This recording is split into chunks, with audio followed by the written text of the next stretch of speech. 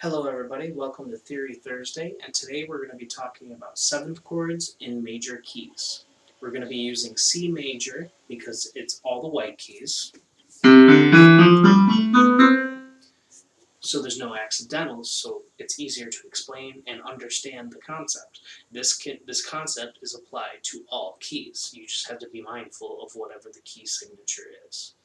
So last time we talked about how to build those triads, and I gave a little bit on how we're going to build those seventh chords, the internal workings of how those chords are built. So first we're going to, if you have a piece of staff paper, write a C major scale, and then stack thirds all the way up until you have 4-note chords, like me. So up until now we did our triads, which are the first 3 notes. Just go ahead and add one more note in thirds, meaning letter names. Just think letter names. So for example, C major, the last note here is a G, so the next third would be G, A, B would be the next third. It's always 3 letter names. So stack them up until we have our 4-note chords. Now let's just listen to the triads. So we have major, C major, and if you remember, that's going to be a major third with a minor third. So C to E is a major third, E to G is a minor third. That gives you the quality of major. So C major, D minor, E minor, F major, G major, A minor, B diminished, C major. And those are our triads. We've already discussed that. Now we're going to add the 4th note. But first what I want to do is write the chord names. So we're going to write C, M, A, J. D, remember a horizontal line for minor.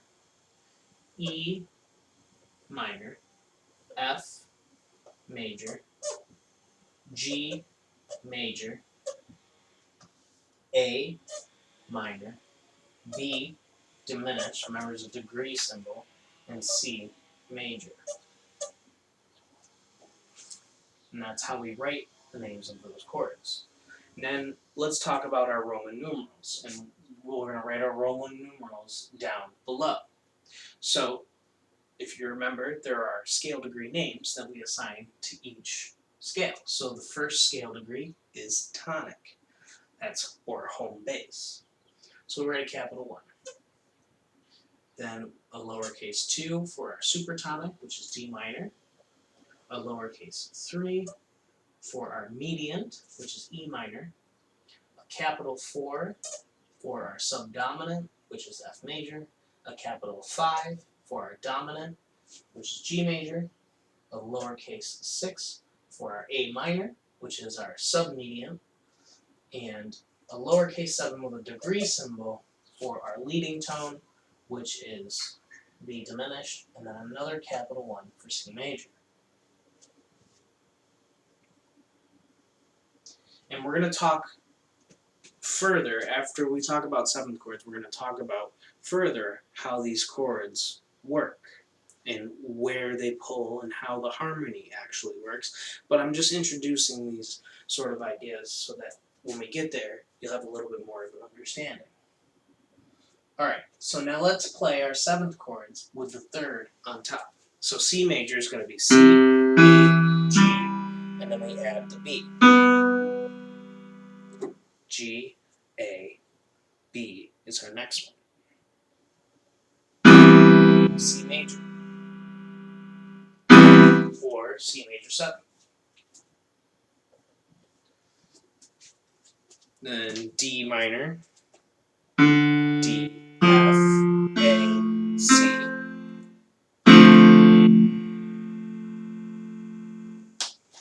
D minor 7.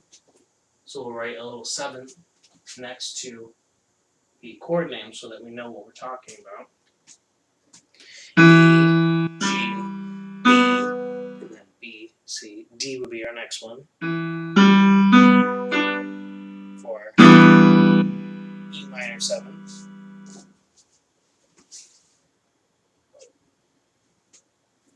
F, A, C, E, C, D, E.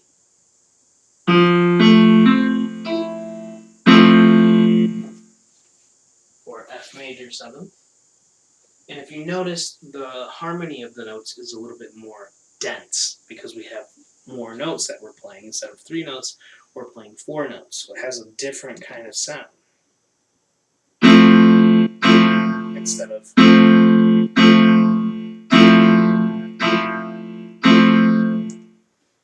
moving on to G, E, D, F.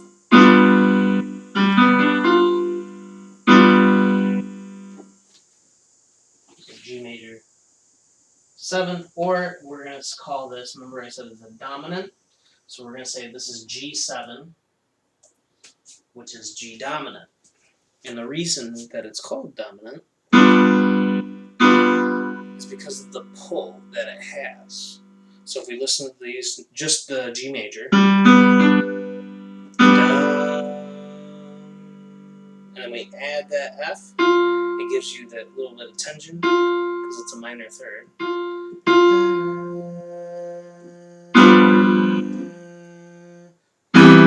It has a strong pull to C major. So that's one thing that you can practice ear training, is the difference between a G major 7th,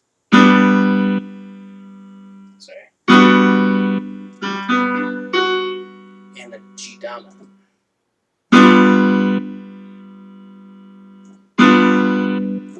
It's got a different sound. Then we have A, C, E, and we'll add G on top.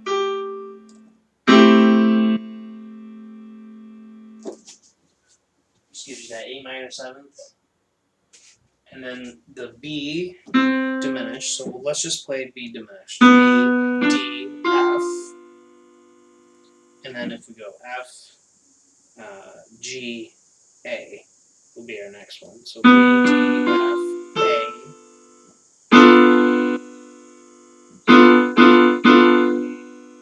This chord is half diminished. And the reason for that, if we think about the B diminished, we think about the notes. So let's just write down here the triad. We have B to D, which is a minor third. So I'll just write it right here. Minor third. We write an M with a line on top, so you know it's minor. And then D to F is also a minor third, because of the half steps we count D, or E flat, E, F. So it's a minor third with a minor third. And when we add that 4th note on top, it's going to change the chord a little bit. So it's going to be, remember I said A. If we count the half steps from F, it's 1, 2, 3, 4.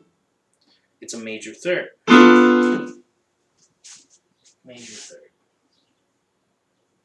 On top.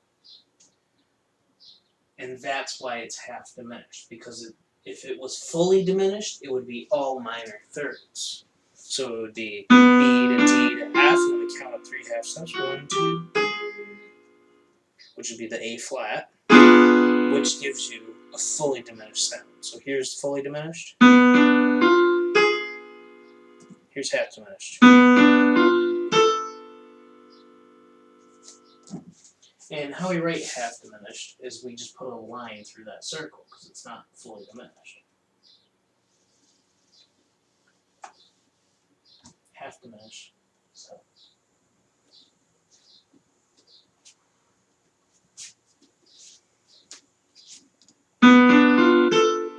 And that's something you can also practice with ear training, the difference between fully diminished and half diminished. 7th chords.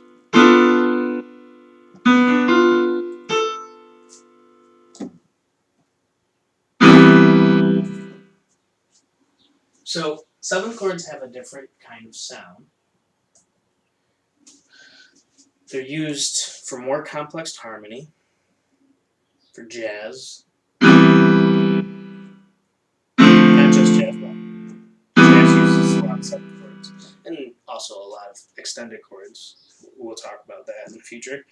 But what you need to get from this is the difference in the sound. So listen on musictheory.net has great ear training exercises. Listen to a C major triad in root position. This is all root position because the lowest note is what the chord is.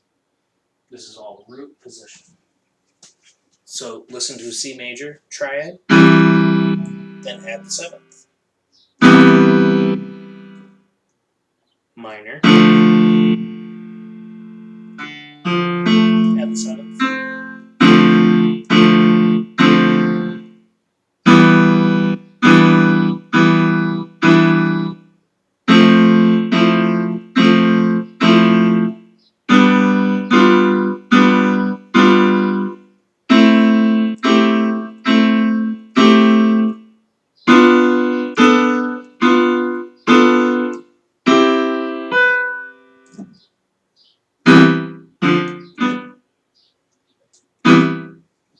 And just notice how they sound. They sound different. Seventh chords sound different from triads, well, because there's another note. But notice the relationship of them. Alright, so let's just talk about the inner workings really quickly. We talked a little bit about it in the previous video, but if we look at these relationships between the notes, and we write out the thirds, it'll show you a little bit internally how they're structured. So C major, for example, it's going to be a major third with a minor third and a major third. We know that's true because C to E is 4 half steps, E to G is 3 half steps, G to B is 4 half steps. And then minor is going to be a minor third on bottom because it's a minor chord, major third on top, and a minor third on top of that. So let's D to F, minor third, F to A, major third, A to C is a minor third. So how you build a minor chord is with this internal structure of thirds. How you build a major chord is with this internal structure of thirds. Let's talk about dominant, the G7. And we have G to B, which is a major third. B to D is a minor third. And then we have D to F, which is a minor third. So major third, minor third, minor third. Major third, minor third, minor third. And that's the difference between this dominant chord and just a regular major chord like C major 7, is the top third has different spacing. And you can go through, let's talk about this one, half diminished, real quick. So B to D, minor third, D to F, minor third, and then F to A is a major third. Like I said earlier. So it's going to be a minor third with a major third. And just note these internal ways that these chords are built. So you can take a chord like C major. What I'll leave you with is you can take a chord like C major, add the seventh. Now, if you want to change the quality of this chord, so let's first talk about the triad, C, E, G. You want to make it a minor chord? Well, you got to make sure that the relationship is a minor third to a major third. So that means you would lower the E to an E flat to give you 3 half steps. And the G will be the major third. So major chord, you can lower the third, get minor chord. Then you can lower the fifth remember we say root. The root note is the first. This is the third. This is the fifth. This is the seventh. If you need a refresher on that, it's in my previous video. You can also check out musictheory.net as well. So when we lower that, then we're going to get minor third with minor third. So we went from a major chord to a minor chord to a diminished chord in triads. You have the seventh in there. You can change the top note, the B to a B flat, if we're talking C major. Get that dominant sound, or half diminished. And then if we bring our E to E flat, then you get that minor third,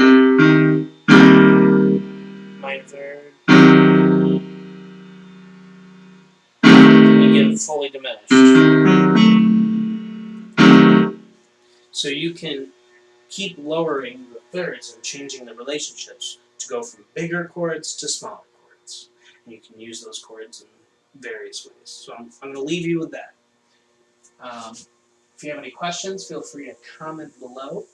And next video, we'll be talking about seventh chords in minor keys. Thanks, guys.